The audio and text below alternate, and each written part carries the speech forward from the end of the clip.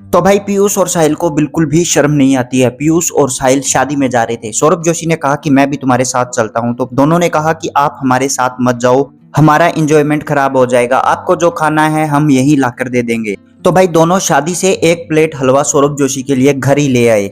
उस दिन हुआ यूं कि सौरभ जोशी सुबह सुबह अपने कमरे में आए तो कुणाली वहां पर बैठा हुआ था। कुणाली ने सौरभ जोशी को कहा कि मेरे पास एक आइडिया है। उस समय पीयूष सो रहा था और कुणाली का आइडिया था कि हम पीयूष के सारे परफ्यूम्स निकाल कर धीरे से छुपा देते हैं, क्योंकि पीयूष दा अभी सो रहे हैं।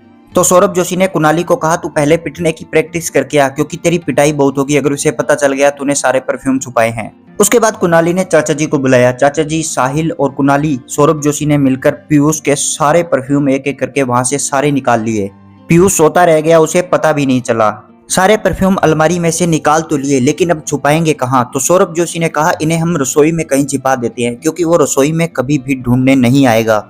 सौरभ जोशी ने कुणाली और चाचा जी के साथ मिलकर सारे परफ्यूम अलग अलग जगह पर छुपा दिए। बहुत सारे परफ्यूम सौरभ जोशी ने अलमारी के पीछे वाली जगह में छुपा दिए। वहां इतनी ज्यादा जगह थी कि कुणाली ने आसानी से वहां बैठकर सारे परफ्यूम्स एक एक करके अलमारी के अंदर छिपा दिए और फिर बाहर आ गया। उसके बाद सौरभ जोशी, चाचा जी, कुणाली सभी अपने पुराने घर पर आ गए। सौरभ जोशी खाना खा रहे थे। उस समय पीयूष वहां आया और बोला कि मेरे परफ्यूम्स किसी ने वहां पर से निकाल कर छिपा दिए हैं। कुणाली जोर जोर से हंसने लगा। तभी सौरभ जोशी ने कहा कि मुझे नहीं पता है, मैं तो तुम्हारे रूम में आया ही नहीं, मुझे तुम्हारे रूम का लॉक भी नहीं पता है कि क्या पासवर्ड है उसका।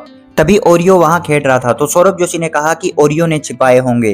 पीयूष ने सौरभ जोशी को कहा कि आपने ही छिपाए हैं। उस समय अवंतिका भट्ट बाजार गई हुई थी। अवंतिका भट्ट हॉस्पिटल में डॉक्टर के पास भी गई हुई थी, क्योंकि उनकी तबीयत खराब थी। जैसे ही वो वापस आई, पीयूष और साहिल को बिठाकर वो नए घर पर चले गए। वहां पर पीयूष को बोला गया कि इस नए घर में कहीं भी हो सकते हैं तुम्हारे परफ्यूम, ढूंढ लो।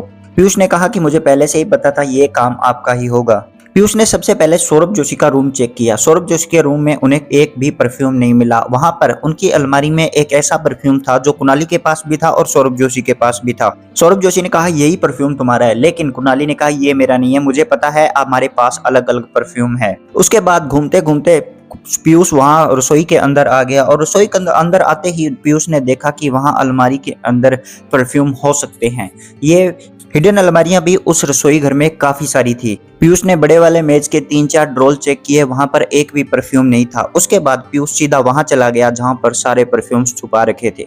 पीयूष ने उस ड्रॉर को ओपन किया, उसके पीछे ढेर सारे परफ्यूम्स पड़े थे। पीयूष ने हाथ डालकर निकालने की कोशिश की, लेकिन पीयूष वहां तक नहीं पहुंच पाया।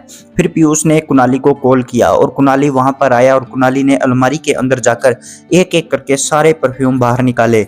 उसके बाद पीयूष ने कुणाली की खूब पिटाई की, क्योंकि ये आइडिया कुणाली का था। और सौरभ जोशी ने पीयूष को बता दिया कि मैं जब सुबह रूम में आया तो कुणाली वहां पर था और ये कुणाली ने मेरे को आइडिया दिया था।